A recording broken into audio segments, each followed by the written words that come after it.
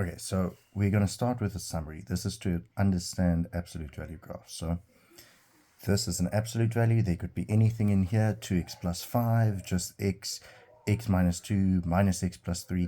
Any of those examples you have with x to the power 1 and some other constant that's plusing or minusing it, or even a constant in front of the x, a coefficient somewhere. But whatever is inside here is not going to determine how the graph looks in terms of positive or negative. That's going to be determined by what's in front, because whatever's in front of here or inside here is always going to be positive. So this is going to determine how it looks in terms of, is it facing up, positive, or is it facing down, negative. So any absolute value with a minus sign in front like this is going to be facing down. With a plus sign, I just underlined my plus sign. Don't think it's a weird plus or minus. It's just a plus sign. This plus sign in front is going to make it go upwards like that. So V shape or an N shape. So in other words, this x is a positive thing.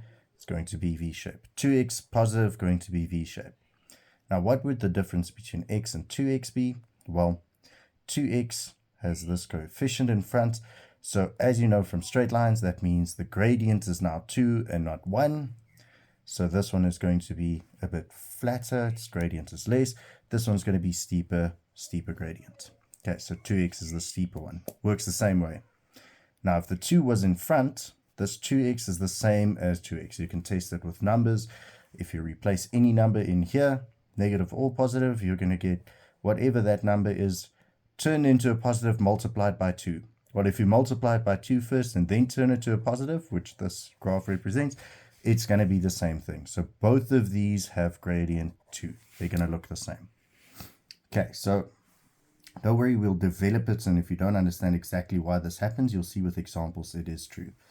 Now, this, I'm not sure if you know, hopefully you do, that if you have a normal straight line even, and you change the x value by minusing from the x value, it shifts a graph right. So if I minus k from it, it shifts k units to the right. If I plus k to it, it shifts k units to the left. Okay? If I minus k from some, so this is y is equal to x minus k, so minus k, I'm minusing from my y value, it shifts down. X plus k, I'm plussing my y value, so it goes up. So in other words, if we try and analyze this, okay, y is equal to 2, x minus 2 plus 1. Okay, so firstly, is it going to be a positive shape or a negative shape? So is it going to be positive or negative shape? The first thing we can say is that it has a positive number in front of here, so we already know it's going to be positive shape. Okay, like this.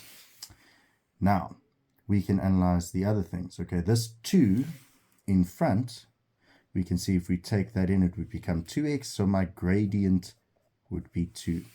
Now, what does a gradient of 2 mean? It means 2 over 1, rise over run, means 2 up for every 1 to the right. So we're always going to go 1 to the right, 2 up. Our graph would go through there like this. So that's just my delta y over delta x. Okay, so if I were to draw this, I can use all of this information already. And let's say I want to draw it. I know that plus 1 means it's moved 1 up. Okay, so it doesn't start from the origin now, it starts from 1 on the y side. Minus 2 means 2 to the right. So 1, 2, 1 up, 2 to the right. So it starts from the point 2, 1. This is its starting point. Okay, so now next, which way does it point? This way. Now I need to go and look at the gradient to determine for every 1 to the right. So if it goes to 3 here, it would go 2 up. So let's say 2, 3. So it would go through the point 3, 3. 3, 3. Okay, and the same thing. So if it goes this way, 1 to the left for an absolute value graph, since it's symmetrical through here like this, it would be symmetrical. So 1 to the left will also mean 2 up like this. And in this case, it would be 1 and 3. So it would go through there, through here, and then we can draw our graph. Mine is obviously not perfect because I'm drawing it without a ruler here. But this is how my graph would look. So I can use the information to say, this is going to determine the gradient. This is going to determine whatever's in front here, if it's positive or negatively shaped.